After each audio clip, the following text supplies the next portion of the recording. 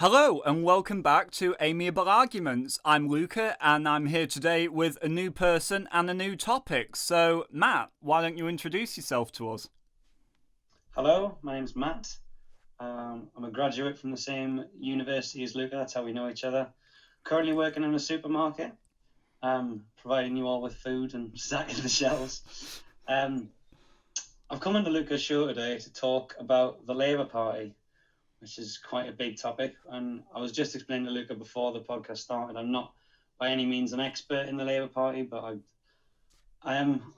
I was thinking about this the other day. I am a member of the Labour Party, and I've been sending them money since I was 18. And I was just kind of thinking, like, I looked up like how much I've actually sent them in total, and it's just shy about 200 quid, which isn't like loads and loads of money, but it's not insignificant, especially for someone of my wage.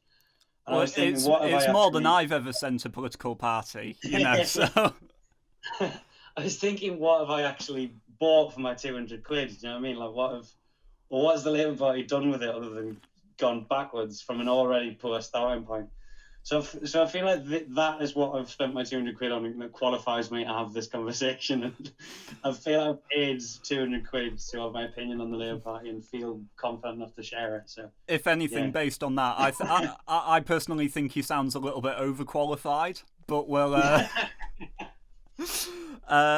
see where we get to. So, Matt basically reached out to me beforehand saying that he wanted to focus majoritively on the more centrist aspects of the Labour Party and why he thinks that they're the correct route to go down if the Labour Party wants to be electorally viable. And also, you also said you want to lay out the moral reasons for why the party should take those stances. Yeah, the reason particularly I said the moral reasons, rather than just sort of the case for centrism, I think there's sort of a misconception. I could be wrong about this, but I think there's a misconception generally since Blair mainly, I think, but like just generally speaking, that the sort of the case to be made for centrism is just for following whatever the polls tell you and for not really having any principles, and it's just the means of achieving power. It's sort of like at best like a smokescreen for sometimes some more. It's a way for left wing people to get into power and then be way more left wing than they promised to be. It's what a lot of people think of it. Um, and I'm not. I don't consider myself a centrist because I think although I do think it would be like a good means of achieving power at the moment. I'm not a centrist out of pure cynical sort of political, party political reasons. I genuinely believe that the best way for sort of a socialist alternative, if you want to call it that, Sure. is there to be achieved through democratic means and through a process and through agreement and through sort of a gradual evolution rather than revolution, which is and especially with in terms of the Labour Party, I feel like centrism has very much become a toxic brand. I mean, if you say it's like to your average rank and file Labour Party member, the ones who are very active on Twitter, the ones who are always really keen to tell you that they're Labour Party members, and you tell them you're a centrist. Sometimes from the response, I think, did I say centrist or did I misspeak and say Nazi? Do you know what I mean? Like the absolute derision that you're trying. It's basically like you might like saying that to, like, as I say, to a left-leaning Labour supporter. It's no different to saying you're a Tory. Like, no different at all. Well, I suppose the thing with that is that in any ideology, they're not entirely separate. There will always be overlap with different ideologies, Yeah, as a gradual axiom goes from left to right. So there are certain things that liberals and fascists also believe, but there are also things that fascists and socialists believe, and socialists and liberals believe. And, it is possible to have some level of overlap in certain things because it's such a complicated field and the worldviews are so expansive that, of course, there is going to be some commonality between those things. well, it's interesting you say that. I was having a thought this morning. I watched an hour-long documentary, YouTube documentary, but very well put together, very professionally made, about Dennis Healey, who was former deputy leader of the Labour Party. Many people believed he would have. He's sort of the two lost Labour leaders are often seen as Tony Benn on one side or Dennis Healey on the sort of more centrist side. Very different positions, yeah.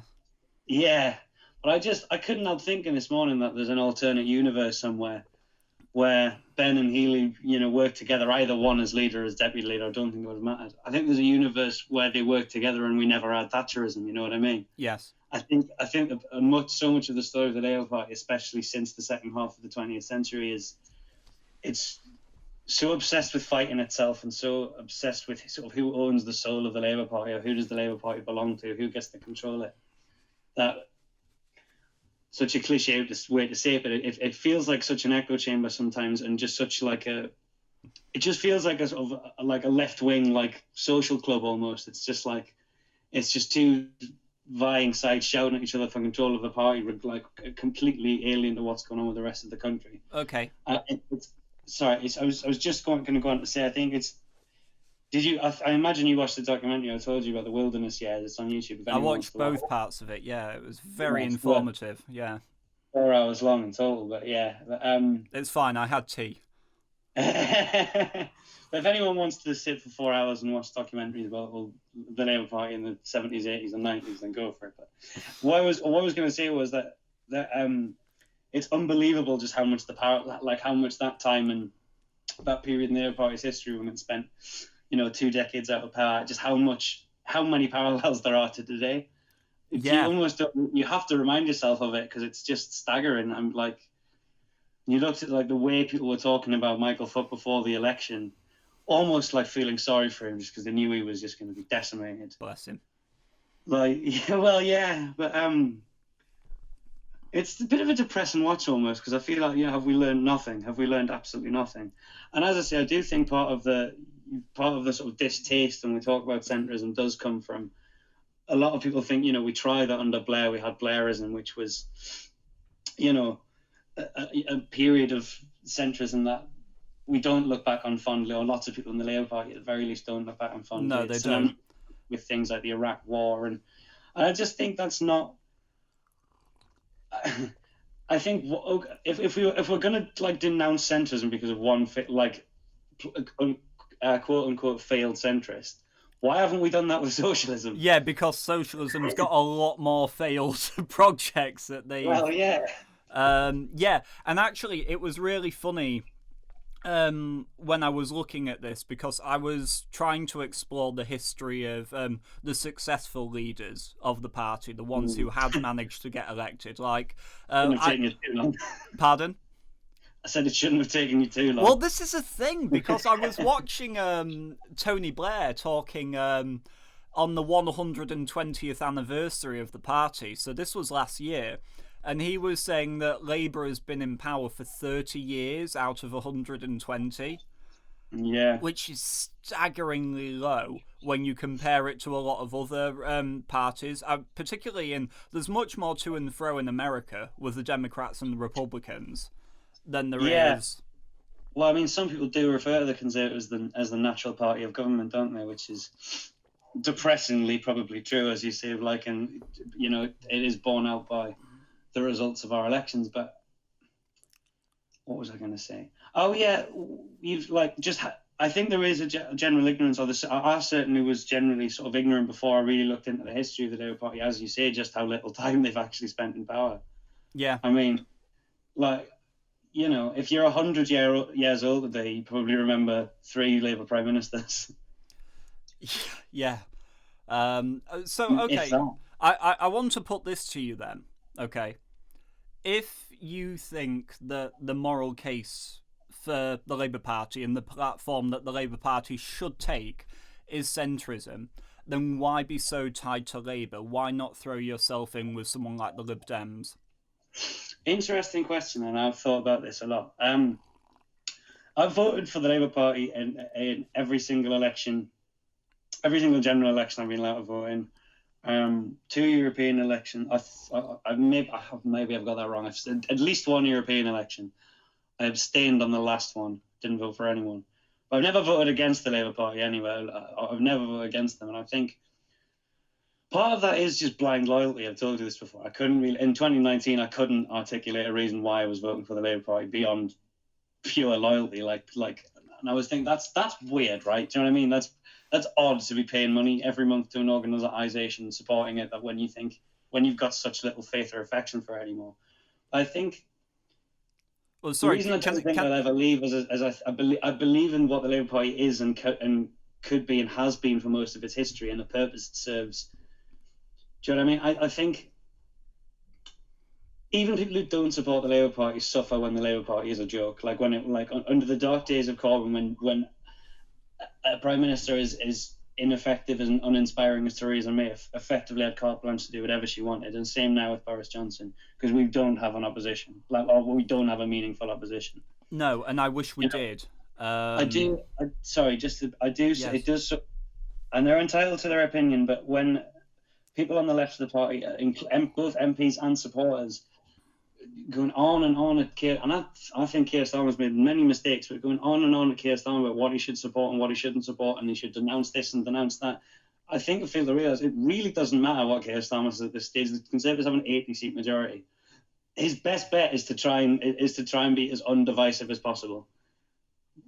Like whatever positions he currently supports or whatever he puts his weight behind, it isn't going to make a blind bit of difference in terms of what's going to happen, because we're so far behind. Yeah, no, it's a really good point. I mean, I have many criticisms of the Labour Party. I've never voted for them, and it's hard to see how, in their current state, I ever could now. Having said that, historically speaking, there are times when I could imagine myself living where I could have seen them being the party that was on my side, as it were. So it's not that I'm just some sort of anti-lefty or, radical centrist. It's that I think there is a place in society, certainly for these politics, and not just for these politics, but for these politics to be implemented and given to the British public. I'm not, some radical Ayn Rand extreme free marketeer who just wants to crush every union. But at the same time, it's very striking just how much the party is its worst enemy at every single instance. The Labour Party is often like to self-describe itself. It's as often trying to self-describe as a broad church. I can't remember who it was who said this, but I know he used to be the editor of the Eye, the Eye newspaper. I can't remember his name for the life of me right now, but he used to edit that newspaper. Anyway, I watched Question Time a few years ago, and I think it was Chuck Munner he was on with. Now he was now a Lib Dem actually, but used to be a sort of. Well, he changed sides quite a bit, didn't he?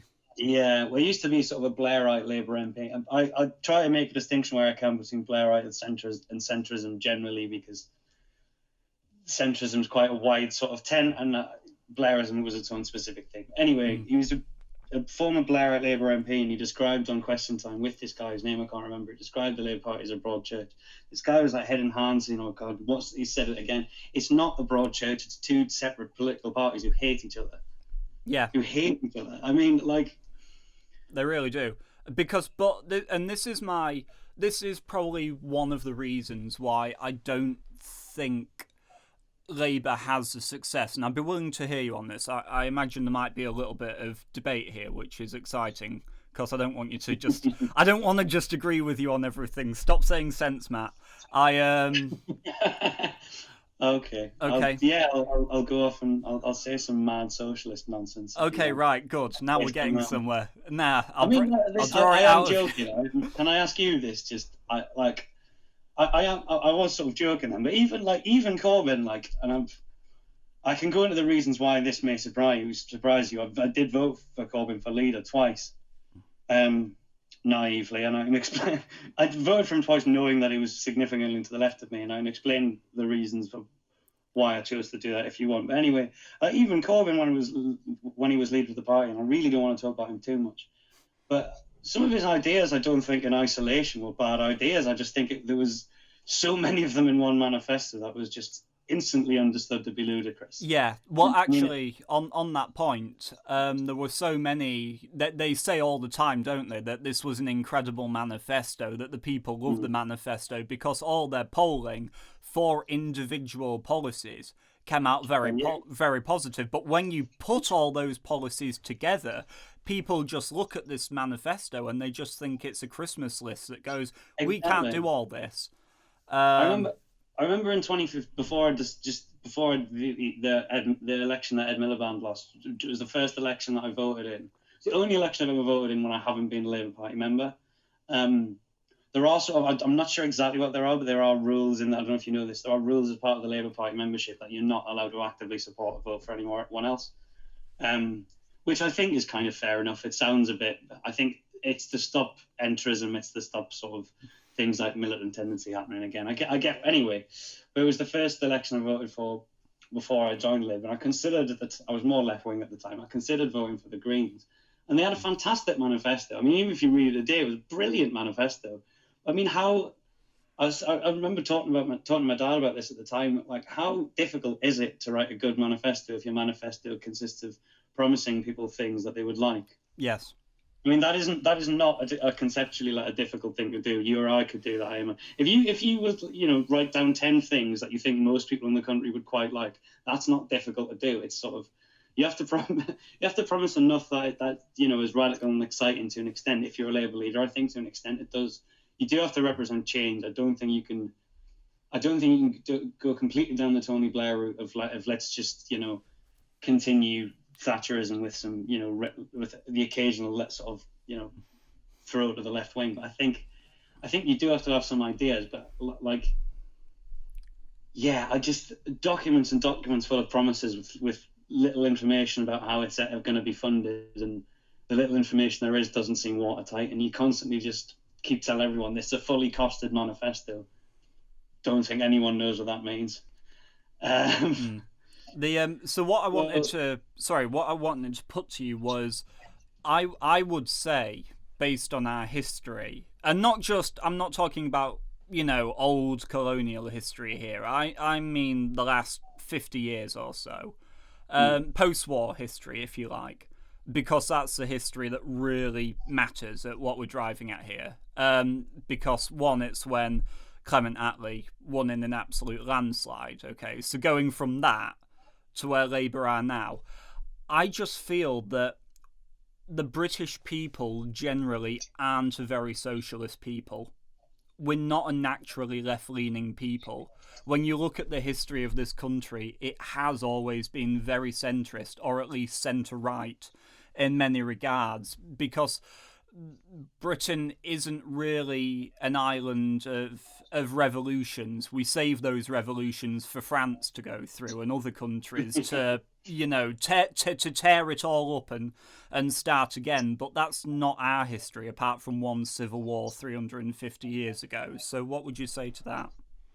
I think it's a very good point. I think this is what the left sometimes don't understand about this, is that there's a very sort of visceral, and I think this is in most people in Britain. And as I say, I've got no right to speak for most people in Britain. This is just what I think, what I've perceived. That's why you're here. Right.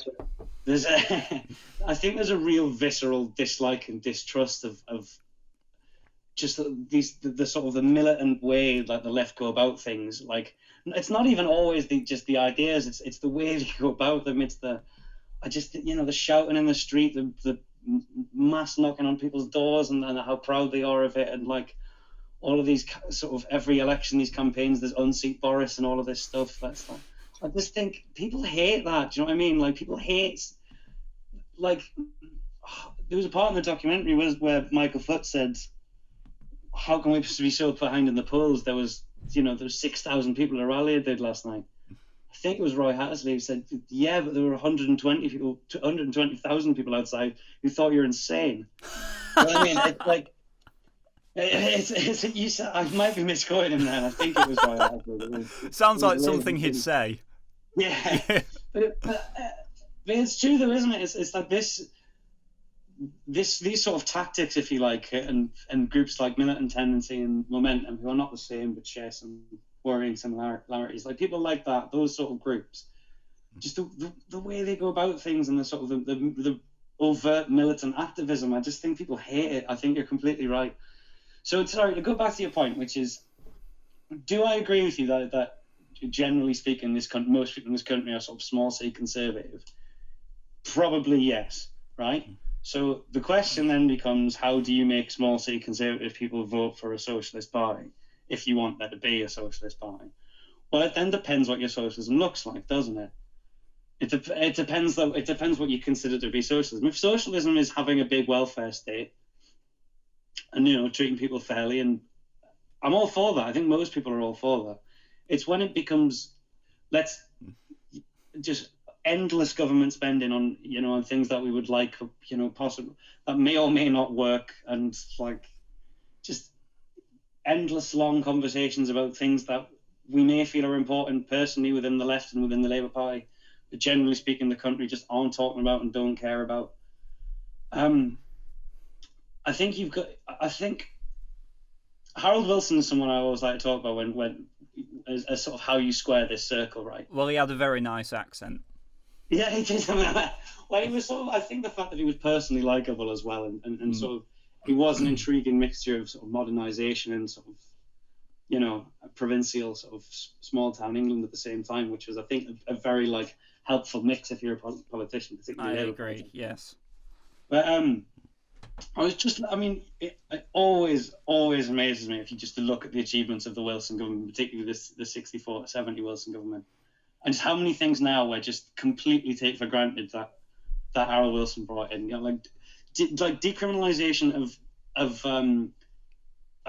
censorship and theatre still went on until the Harold Wilson government. It was Harold Wilson who got rid of that. Obviously, like decriminalisation of homosexuality, abortion rights, all came from Harold Wilson. The abolition of capital punishment, equal pay for the sexes. Yeah, that was, I believe, actually Roy Jenkins' idea, but it was Wilson's government. Yeah.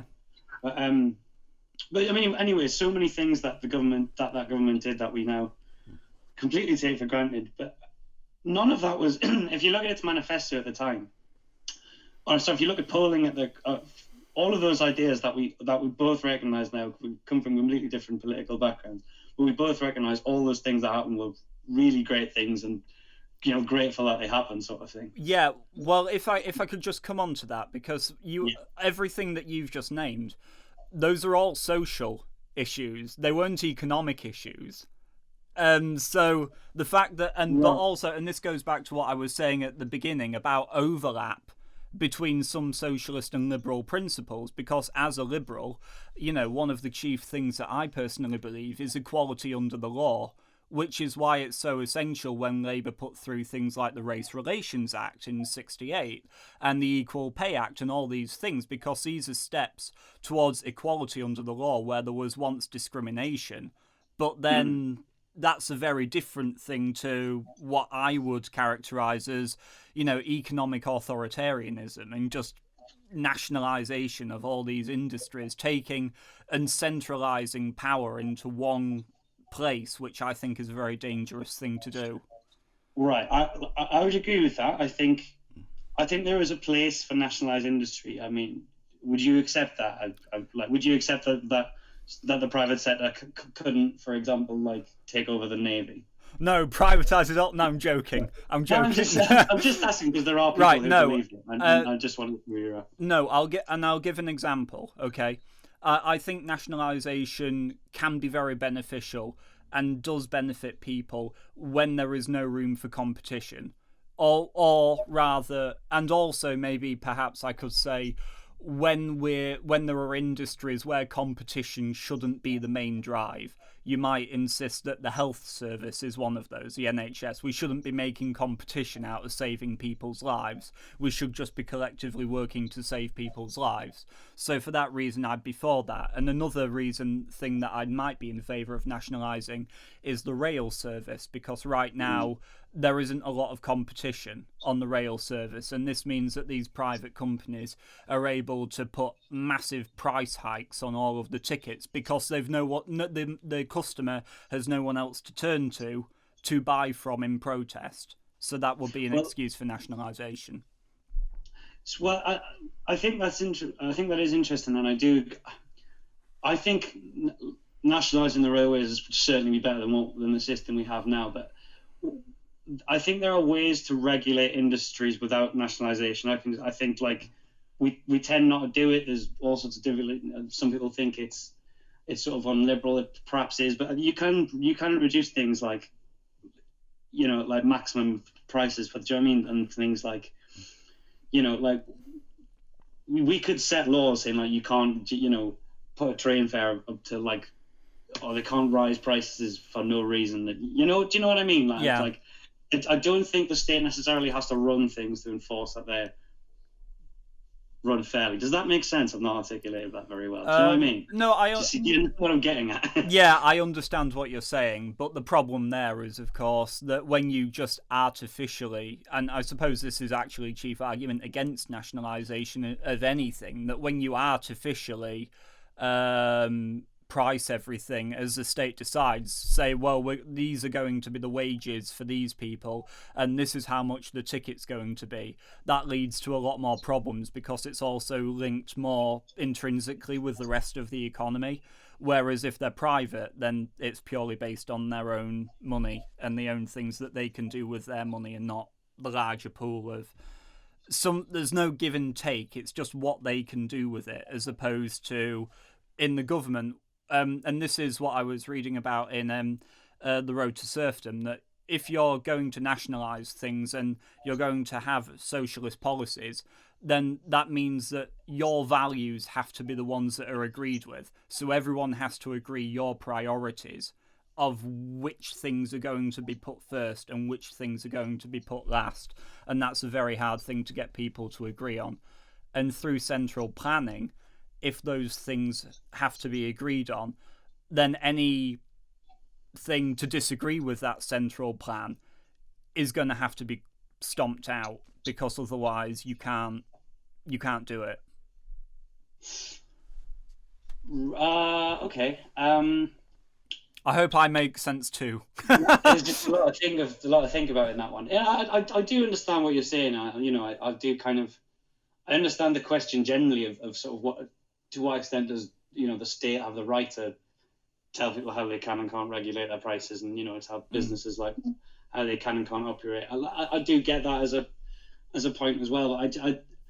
What I was sort of saying was I think you can put things in place and you can put regulations in place without necessarily the state having to run the entire industry. Do you know what I mean? I think there are some industries, as you rightly mentioned, like the NHS, which absolutely should be in control of the state, and we should pay for it with our taxes, and it's just sort of ironclad, and we leave it alone, sort of thing. Or that's how it should be. Yes. But I think there are other. I don't think we should ever just let anything fail to start with. I think if something's like going very, very badly, we should do something about it quickly. Which sounds like something like an 8-year-old would say, but we seem to not do it. You know what I mean? Like, that sounds like such an obvious point if it ever actually happened. But that's obviously based on the idea that thing is worth saving, and that maybe something else isn't worth putting up in its place and replacing it with. Yeah, that's true as well. I do. It's tempting sometimes to want to throw the baby out with the bathwater. Do you know what I mean? If something, especially when we're paying for things, when all of these things come out of our taxes, it's like if I agree, in principle, with nationalising the railways, but just use that as an example, right? It's so easy to have a train delayed by an hour or several hours, and you stand at the train station, you're like, oh, God, we should just nationalise the railways, just take them off these people who are just interested in profit, and they can never run the trains on time, and can't run it efficiently. We should just get rid of all of it and nationalise the whole thing. And you understand that comes from it. I think that's a sort of an emotional reaction to one bad incident, or maybe several bad incidents. I've had a lot of bad luck with trains. So have I, to be fair, but there's some pretty good stories as well out of it, but another time. Yeah. Like, do you know what I mean? It's easy just to think sort of like, well, this is bad, get rid of it. But it's sort of like, well, we've had nationalised rail in the past, and that hasn't worked either. And I'm not, like I say, I would, if I was Prime Minister, I would renationalise rail. I'm not arguing against that. I'm not arguing against my own side here. Just to use it as an example. And I think the left are guilty of this quite a lot. Like, if something's underperforming or something's failing or something's, it's just an instinctual reaction. And I don't think it's an unfair reaction, an unreasonable reaction to want to get rid of it, want to completely change it, overhaul it. And it's like, well, just chill a second, because what's the absence of this thing going to look like, or what we're going to replace it with, and is it going to be any better? Sure. The thing that you're suggesting we do now, have we tried that before, and how did it turn out? But just the point I was going to make, sorry, ages ago. No, go for it. Yes, the things I mentioned, decriminalisation of homosexuality, decriminalisation, scrapping capital punishment, all of those things that happened under Wilson and Jenkins and that brilliant government, in my view, brilliant government. They were, the 64 election, I believe, they were elected as a minority, so they didn't actually even have enough seats to form a majority government. And then their manifesto didn't include any of those things, or maybe it did, but it didn't. It wasn't front and center of what they promised. They promised an end to sort of conservative austerity and bring the country into a new age. That was what they're focused on, which is what people were thinking about and talking about. And so they delivered. They saw where the people were, and then they gave them what they wanted, in a sense, almost like similar to what Tony Blair did, just follow the polling. Except the difference was, after, I think, was it 2 years? Was it 66? They had a snap general election. I think it was, yeah. 66, I think. Might be wrong. In between let's just say it was 66. There was a snap general election. It was a good year. We won the football. Yeah, I'm pretty sure it was 66 anyway. But in between 1964 and 66, all of those things that I mentioned all happened in that time period, between 64 and 66. Yes. All polling at the time suggests individually that they weren't popular ideas. They didn't have certainly decriminalisation of homosexuality didn't have popular support. Polled at about 30%. Most of these things did, right? They didn't promise that they were going to do it. They got into government, did it all within 2 years, called a snap general election, and gained a massive majority. Or not a massive majority, but a strong, solid working majority. I mean, how does that work? When how do you square that circle? They only just narrowly get into power with not even a working majority. They do a lot of things which are supposed to be unpopular, and then they get a majority. I think that's sort of. I think what I draw from that, the point I would make, is that people are, if you're willing to cooperate with people, to go with what working people want, or people generally, what the country wants, if you're willing to listen to their concerns, respond to them, they're going to be much more willing to let you impose your ideas as well. Do you know what I mean? Yeah. If you can do these things that you really strongly believe in that aren't polling well nationally, if the country believes that you're doing what you promised to them as well. Yes. You can get away with it is probably the wrong phrase, but I think that the public is naturally so much more willing to work with you if you will work with them. And this is not just people on the left. Centrists are guilty of this as well, absolutely. So few politicians seem to realise that. I think it's so much. Even if it comes from a really noble place, like even people I've got huge respect for, like Tony Benn, I think have an idea of what they want society to look like, and their political career is how do we get into power and impose this on society.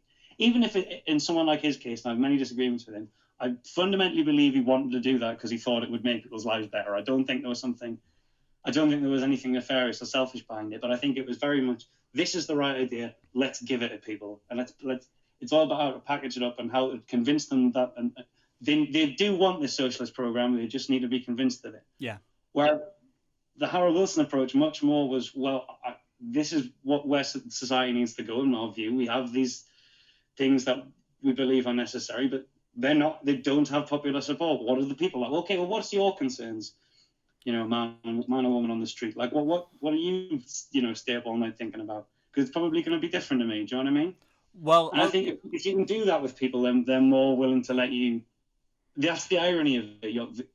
The ones who don't promise to are often much more allowed to transform society. Do you know what I mean? Yeah. Okay. Well, let's drag it out of the 70s then, and maybe go to a time when we both existed, and talk about and talk about now. Okay. So you've already explained that you think that the Labour Party, in order, just morally and also for the sake of its own credibility and to become electorally viable, needs to go for a centrist position. So why is it that what do you think just the people will not click with the Labour Party today? Why do you think they got beat so dramatically?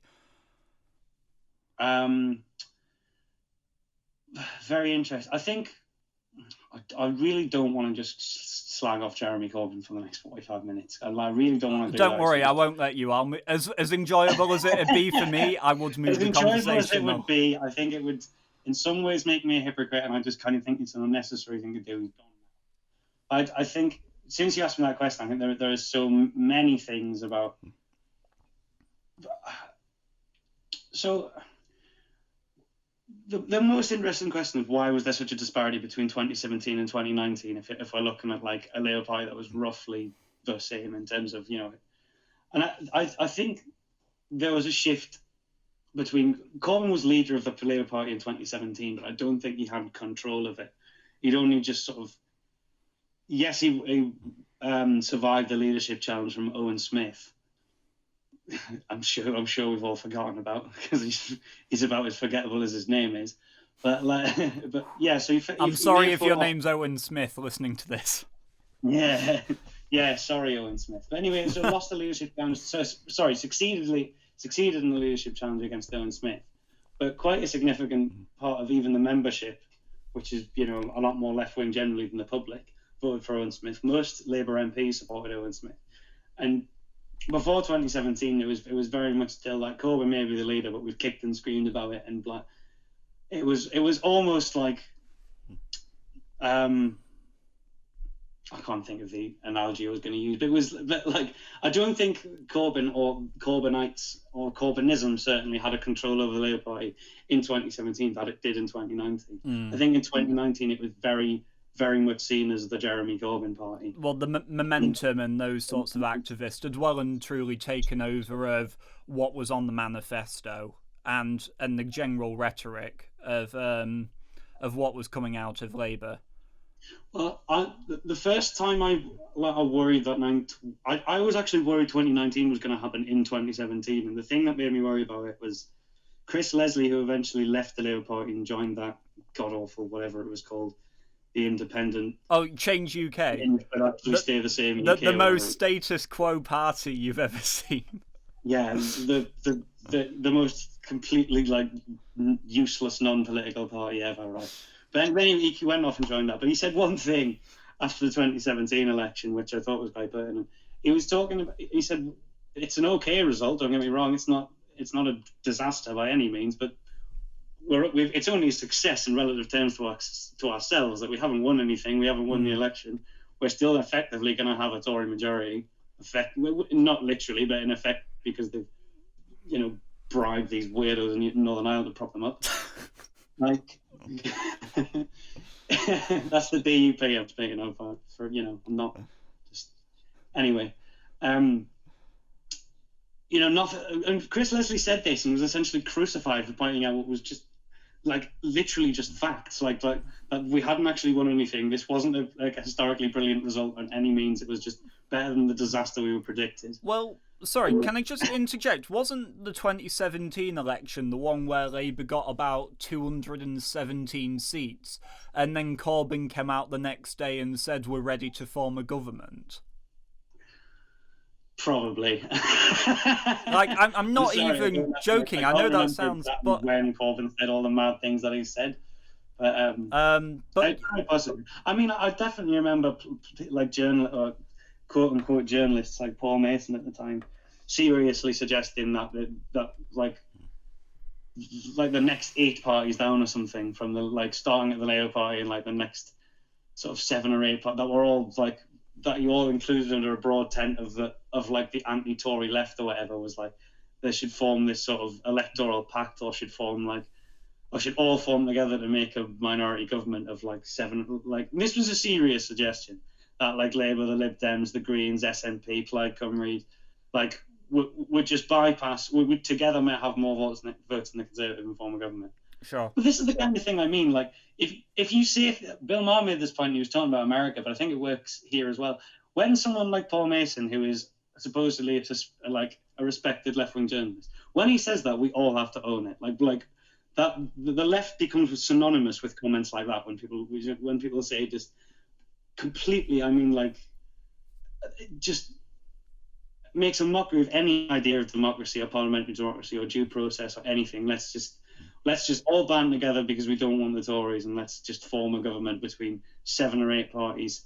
I mean, the Labour Party can't even contain itself, let alone like another 5 or 6 parties. You know what I mean? Yeah. It can't even keep it's all of the sides of the Labour Party to agree on anything. Sorry, I've rambled on. What was the question? Well, no, that's okay.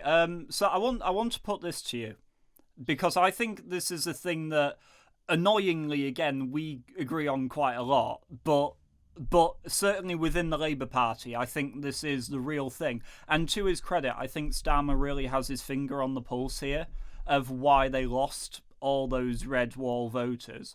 And it's about patriotism. And I want to talk to you a little bit about patriotism and the Labour Party, because I think it's really important, and I think it's actually more important than people give it credit for. Okay, I'm happy enough to talk about it. Sure. Yeah, it's a weird one, patriotism. The Labour Party's only... This is another thing that I think is odd, that the Labour Party only relatively recently has decided it's got a problem with. Like... You look, even if you look at Blair's, some of Blair's speeches. I mean, I don't think his politics were particularly patriotic, but even Blair was happy to pay lip service to Britain and how much he believed in it, and talk about the things he loved about Britain. I think it was when he was accepted as Labour leader, just before the huge majority a couple of years later. Even someone as recent as Tony Blair was, would have had no problem of standing in front of a Union Jack or saying positive things about Britain. It's really only in the last sort of 15 years that the Labour Party has decided it has a problem with this, and it needs to undecide it, because it's I get on some level I get where some people on the left are coming from. I don't want us to turn into UKIP. I don't think there's any danger of that. Do you know what I mean? I want to be what the Labour Party has been for most of its existence, which is a left of centre, sensible, party of government, like potential party of government who has its ideas and knows how it wants to run society. But if you're not a patriotic person, you don't if that's not something that resonates with you, fine. I don't think you have to. But if you're saying I want to be in charge of this country, that's quite different. Do you know what I mean? If you're saying vote for us, pay us your taxes, entrust us with having the nuclear codes, put us in charge of the country.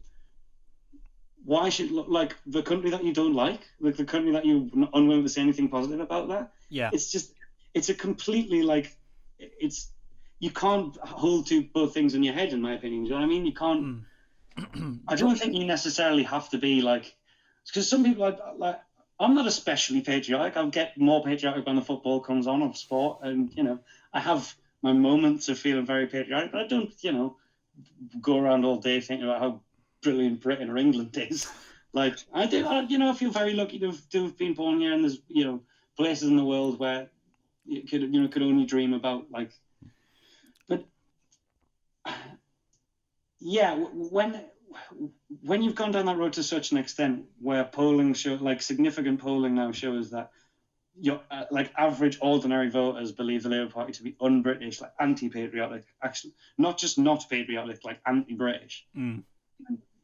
You're just walking into a world of nightmares if you want to be a party of government. Yes, but this is the thing that I was hoping to talk to you about, that a lot of the more socialist, shall we say, MPs in the Labour Party will not get behind this.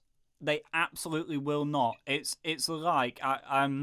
I don't want this, to the people listening, to sound as crass as it probably does, but it's the best analogy that I can give. It's like when your mother, if Starmer is the mother in this analogy, or the father, let's say he's the father, that'd be even better. He drags the children over to the table for the medicine, and in this case the medicine is patriotism, saying, look, you need this to be a big and strong party that is going to be able to compete with the people outside of it. And these MPs on the far left of the party just will not drink the medicine. They will throw over the table, they will kick it, they will say that the medicine's racist and all these sorts of things, and it's just not, they won't take it, because they fundamentally think that this is a country that has done far more bad than good in the world, that it's a country of incredible amounts of oppression and social injustice, and that really we're quite a terrible society. And I know this is a generalization, but this is me drawing together tweet after tweet after tweet from not from people randos, but actual Labour MPs, like Zara Sultana and Clive Lewis. If I have to name names, people on the more Corbyn side of things who just will not accept that maybe they're overreacting. Yeah, I agree with you, and there's a few things at play there. I think it stems from, and I could be wrong. I think it stems from they're so disgusted and like almost they're so like disgusted by the populist right and I mean I'm no fan of the populist right, but there are people within the Labour Party who see them who see that it literally is sort of a gateway drug to like Nazism, like you know what I mean, like things like Trump, to a certain extent Boris Johnson. I don't. A lot of people would say Brexit as well. I don't accept Brexit as part of that. I think No, there's not been a long tradition of Euroscepticism in this country on all sides of the political spectrum. well, particularly in the Labour Party. But that's the thing, that obviously 6 million Labour voters voted for Brexit. And this is what was going to be my point. Sorry, was that they're so disgusted by national populism that anything that's anything to do with it literally has got to be like denounced and thrown out, and we've got to be seen to be as far away from it as possible, and that's sort of how they're defining themselves, which is like, I just think they've misread the situation. I think if someone like Boris Johnson is more palatable to large sections of the working class than whoever's leader of the Labour Party, then there's a serious problem. If the Labour Party is your thing, do you know what I mean? Like, I do think that's one thing that people on the left and me would probably agree is, but I think it is staggering, and I don't want to go too much down the identity politics road and talk about like, but if you were asked to draw like a drawing of like, if you asked like a left-wing cartoonist to draw a Tory, they would draw Boris Johnson. Do you know what I mean? Yeah, he's sure. He's as stereotypical conservative as you can possibly get, almost. Image-wise, I mean, I don't mean necessarily what he believes. I just mean in like, sure, yeah, just look and listen to him is about as quintessentially as a Tory. Like, and someone like that, can take huge swathes of the north and huge swathes of the Midland and places like similar to where you and I grew up, like, not hotbeds of right-wingism at all, like at all. Where I'm from in Gateshead is actually still a Labour seat. That's how strong a Labour seat it was. Oof. But yeah, it's one of the few. But how's Hartlepool going, Matt? He didn't like that. What?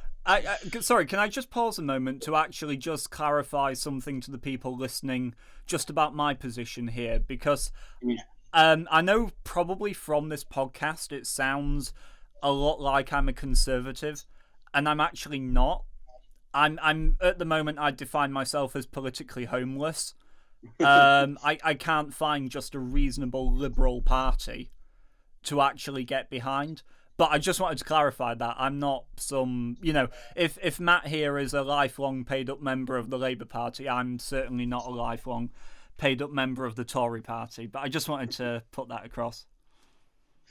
No, that's fair enough. Yeah, and I'm sorry. I probably forget that your listeners might not know that, and I think I more or less know where you stand and things, but your listeners might not. God, what was I saying? I joked about Hartlepool, but we were sort of talking about the fact that a Tory like Boris Johnson, a very quintessential Tory at that, was able to take all of these places. So what do you think that Labour needs to return to centrism to take those places back? I think it needs to. I don't think the Labour. Here's where I would make a distinction. I don't think the Labour Party needs to return to anything. I think there's been a sort of a renewal of interest in Harold Wilson recently, and I can understand why, because he's the last, successful Labour Party politician who isn't a toxic brand, right? Who isn't like, Do you know what I mean? So like, where the left are completely correct is that a return to Blairism will bring no more success than Corbyn did. That on that I can entirely agree with them. Like returning to anything the Labour Party's done before won't work. We have to have some. The reason that Blair and Wilson were successful when you look at them is because they finally changed as the country had. They were willing to think of the future and how to respond to the problems of the day, and not just keep shouting the same old socialist rhetoric from the 70s. It was a response to the Britain that they actually inherited at the time. Not some. It wasn't just a hypothetical society in their imagination. Do you know what I mean? Which I think something Corbyn's was. Like, so that for the Labour Party to have any success, generally it has to go places where it hasn't before and has to articulate positions it hasn't before. And I don't know what all the ideas are going to be. Do you know what I mean? It's like that's sort of not my job. I'm sure there are clever people employed by the Labour Party who can articulate this into actual policies, into an actual vision of what the country's going to look like. But I think it needs to adopt centrist positions on some things. Yes, things like patriotism. I don't think to me, I would consider a centrist position on patriotism to be one I've kind of just described, which is where the Labour Party has been for most of its history. It's given itself this problem, like this. So many of the problems of the Labour Party are complex. To me, this one isn't. It's just the Labour Party is deciding actively that it has a problem with patriotism. No, yeah, there's left-wing blogs and stuff, but who cares, man? Really, at the end of the day, do you want to be popular with our saga, or do you want to be employed? Do you want to be the next government?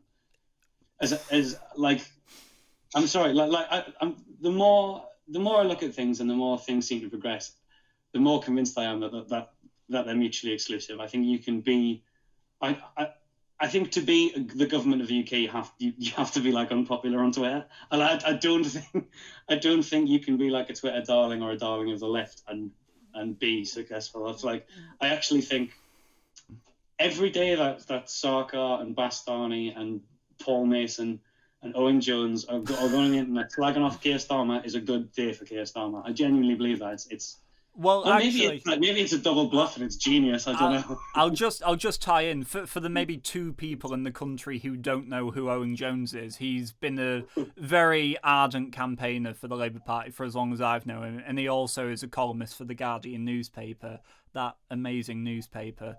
But he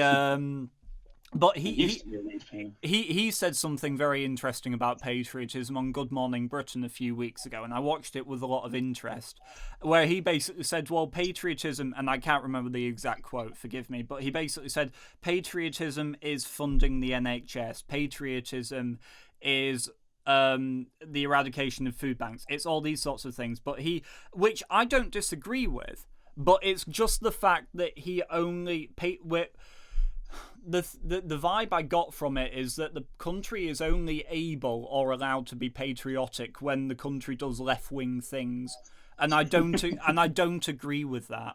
I think that when you look through just about every government that has been, maybe apart from Edward Heath, they've all done some level of good.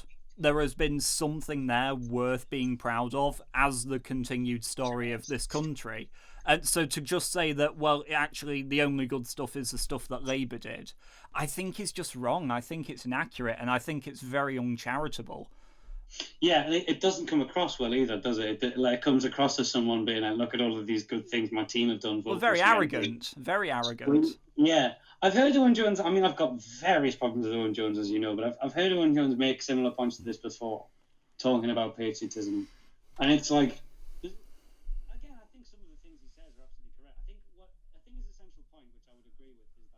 when we talk about Britain and Britain throughout history, we're often talking about the governing party of Britain rather than Britain as just one homogenous thing. Sure. So a lot of the things that we denounce and aren't proud of were decisions taken by people in power, and that's, as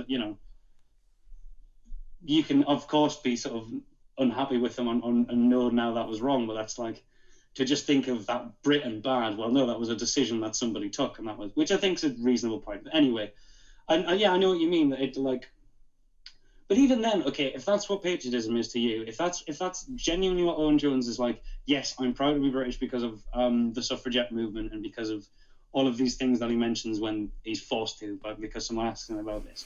Say that then.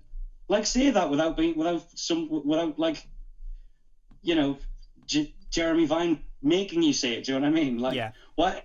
It's just, it feels so disingenuous because this argument is never made unless they're backed into a corner. Like, they never just come out of their own back and say, like, this is such a wonderful country because of all these brilliant left-wing things we've done. Even if they did that, I would think, well, I might want to add some things to that list. But sure, at least I believe you. Like, at least I think, at least I could understand why we should possibly let you run this country. Not Owen Jones, for Christ's sake. But, like, you know what I mean? Like, whereas when you, like, I don't just want to slag off Clive Lewis either, but he is, as you mentioned, is the most obvious example. Who I think, like, I don't think I'm misquoting him. I think he did say it was that Labour were adopting tactics of the far right, or I might be paraphrasing, but something along those lines. Yeah. When there was a document leaked, which to me was a total non-story, which is that the party were going to sort of use the flag more, like focus on the flag, the Union flag, and dress smartly. What? That's the tactics of the far right, is it? Yes. That's the tactics of every single governing party of Britain ever before. Well, still ever, I would think. I think that's been every single governing party who's ever run this country ever, hasn't it? Dress smartly, being generally positive about the country that they're asking the population of said country to let them rule. Do you know what I mean? That's like, do you know what I mean? If you asked like a 5-year-old to be like, if I wanted to be Prime Minister, what should I do? I reckon they'd say something along the lines of saying nice things about the country, dress nice. Do you know what I mean? But like that, if Clive Lewis believes that those are essentially just sort of dog whistles to like Nazis, like, well, this is the thing. When a few fringe extremists believe that, you think, whatever, let them whinge. But these are MPs. MPs. He's receiving, in theory, part of the membership fee I'm paying. I don't pay them that much; it'd be a fraction of a penny. But it's just still. Do you know what I mean? You'll pay them even less after this podcast. I'm telling you. I've got him.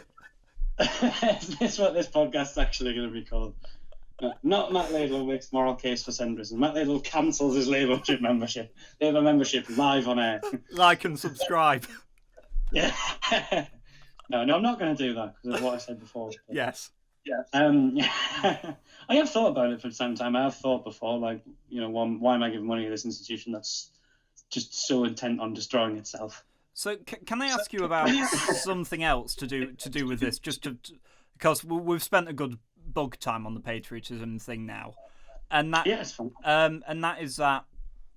So, I don't so much want to talk about Brexit just as Brexit, but I'd like to talk about it as an example of something larger in talking about where the Labour Party could possibly go in the future. And that is that if we take it, which I'm afraid for those listening are just going to have to take my word on this, that this is how I see it, that Brexit was primarily an argument about sovereignty, which I can only be backed up in, and that's what the poll showed chiefly. What the polling suggests. Yeah.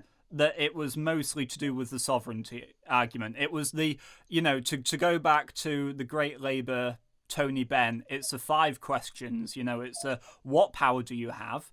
How do you exercise it? Who can take it away from you? How did you obtain it? And it's all these sorts of things. And based on that, that's why Tony Benn was totally against the European Union. So to say that this was just some Tory project is nonsense. It was entirely bipartisan. Actually, the only people who were talking about this pre-1990, to be fair to them, were the far left. Yeah. It was Tony Benn. It was Jeremy Corbyn. Oh. Let's. We all know he voted to leave. Let me answer this question in terms of why I voted for Jeremy Corbyn in 2015. Was it 20? Because it seems odd now that I did, right? But so had I been alive at the time of Ben and Healy, and alive at the time of that Labour Party that existed then, when the European Committee was the big debate, of the European Economic Community, was it? was the big debate sort of back in the day. Despite having far more politically in common with Healy and him being a sort of big sort of hero of mine, on the Europe question, I would be completely with Ben and the left. I completely would have agreed with the left on that issue. That's more or less why I voted for Jeremy Corbyn. I was hoping he was going to be another sort of Tony Benn. I mean, you look at Tony Benn, and Tony Benn is quite significantly to the left of me, but I was just been watching some things about him today. I mean, that is someone who, whatever you think of his politics, quite clearly was capable of being prime minister. Like, quite clearly could have run the country. Complete prime minister material.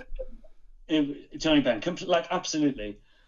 I could completely have imagined myself voting for him, knowing he was to the left of me.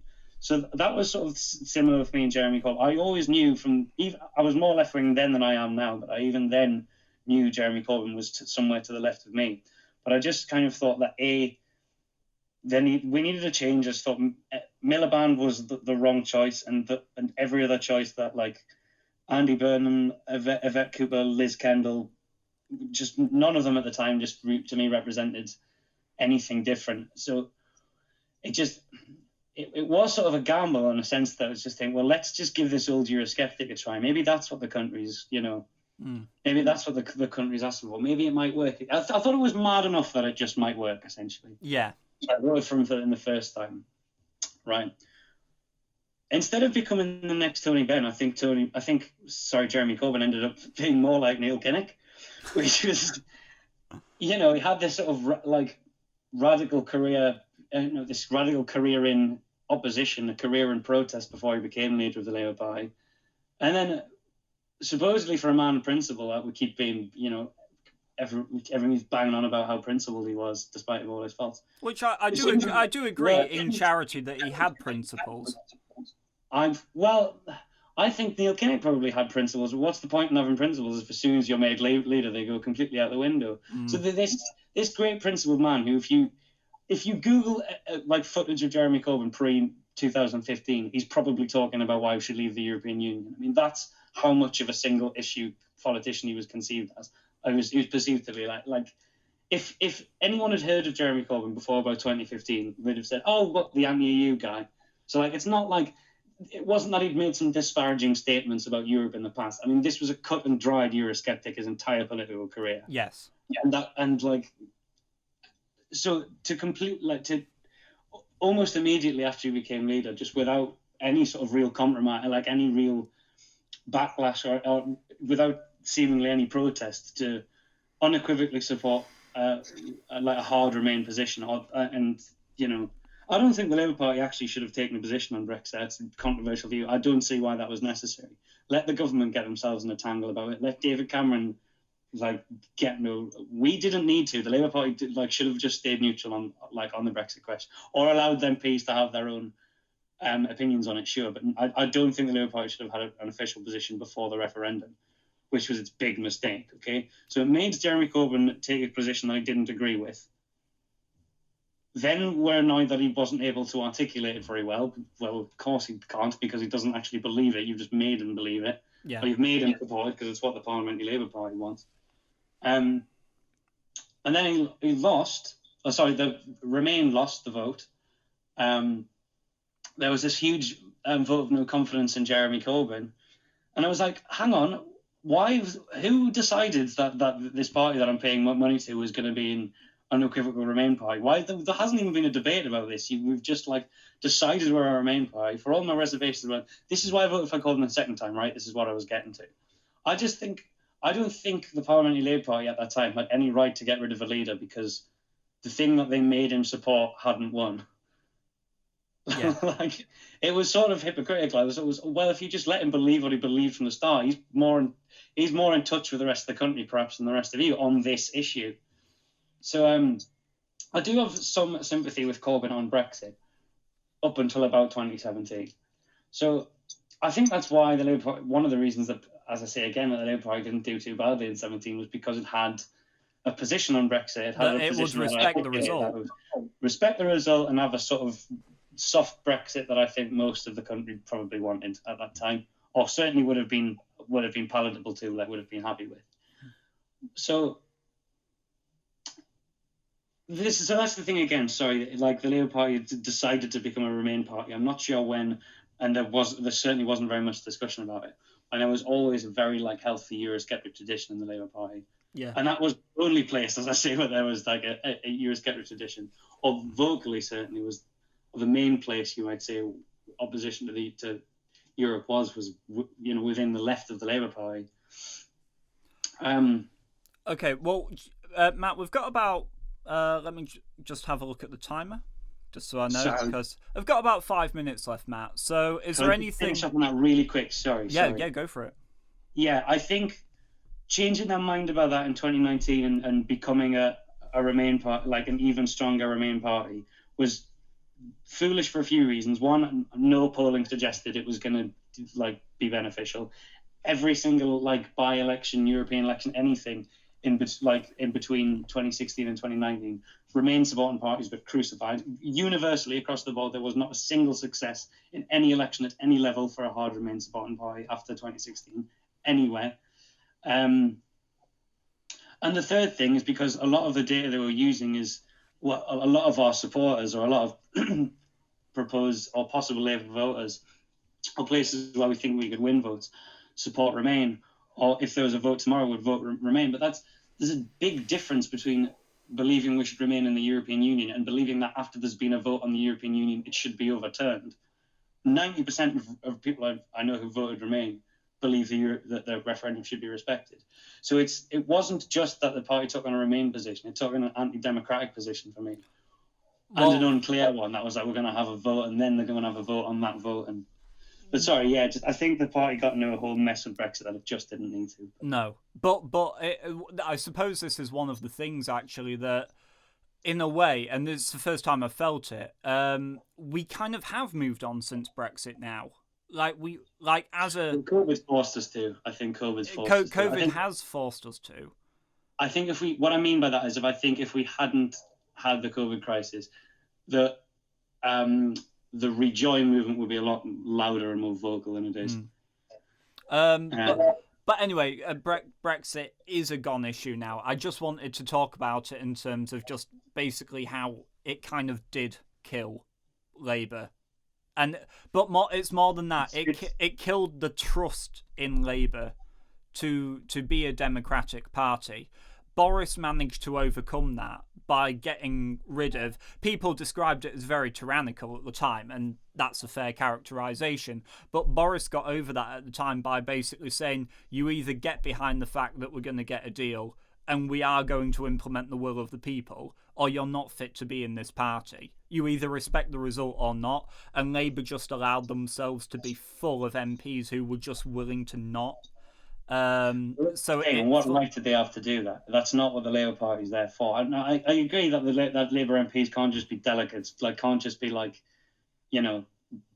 just being given orders and then sent down to London. I don't agree with that either. But I think their job is essentially, as a Labour MP, particularly as a Labour MP, is to represent the people who put you there, is to represent working people, is to represent your constituent. So many of those people must have known that they weren't doing that. So many of those MPs must have. I don't know how they slept at night. Really, I know that sounds dramatic, but I don't know how they can think. The people whose vote I ask for every 4 or 5 years, the people who put me here, I know they want one thing, but because I believe something different, I'm going to go to Parliament and demand something else. Okay.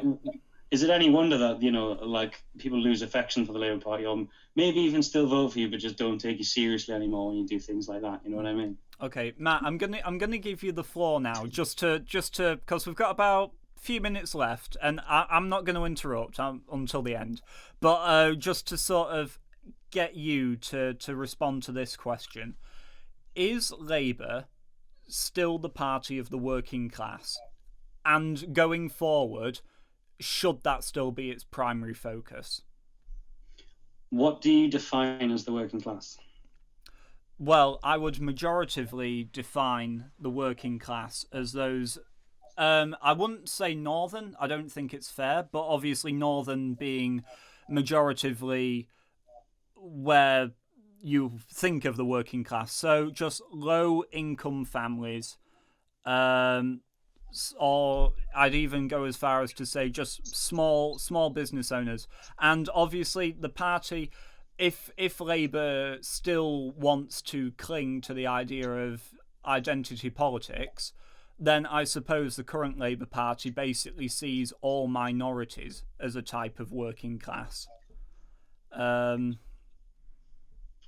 Right. I'm sorry, that's poor framing on my part. No, but that's the reason I asked that question is because I think how does Labour respond to the working class is a difficult question to answer when and you ask two people what the working class is and they will say different things, and they're like, I'm often told by people that I'm working class and I've never thought of myself that way. Do you know what I mean? I've always do you know what I mean? I think it's kind of, there used to be a very clear definition of what the working class was, and there now isn't. Which I think is harder. I had to think about that. You got me there for a second. Yeah. It's much harder. But if you want, Labour's supposed to stand up for working people. That's why it was founded. That's why the Labour was formed. That's why I believe it's necessary. Is so we're not just a little island full of Tories. Like, so do you know what I mean? Where people like me who work in a supermarket, who don't have any power, who don't have any I can't give you like 500, 600, 700 quid for my vote. Do you know what I mean? I'm in the Labour Party for years, and I've just almost given them 200 quid, like in total, like, and that's as much as I can afford to give them. I'd give them more if I could, but like, so there needs to be someone who like looks at my concerns and your concerns, and just ordinary people doing ordinary jobs, and gives them a voice, sort of thing, and looks at the things that they're concerned about and what their worries are and what keeps them awake at night and what they're worried about happening. Are you just sorry? Are you describing the reason I created this podcast? Well, because this is exactly what I've made it for. Well, which is fantastic, and things like this are really helpful, and best of luck to you. What I meant was specifically a parliamentary voice. There needs to be a parliamentary movement. I know.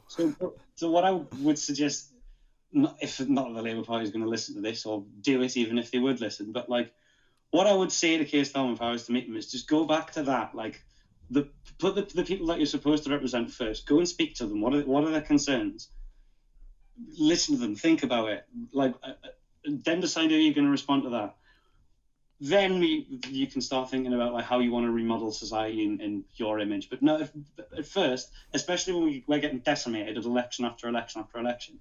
Again, this sounds such a simplistic point, but like, speak to people and find out what they're actually concerned about, like what they actually want. Like, the fact that we're not building any houses, like, people hate that. Like, people are like, the fact that so many people are in work, like, have jobs, have done what they're supposed to do, like gone out and got a job and are working hard and can't afford anything, or can't afford to feed their kids in some in some horrific instances. Like, that's the kind of thing that people care about. And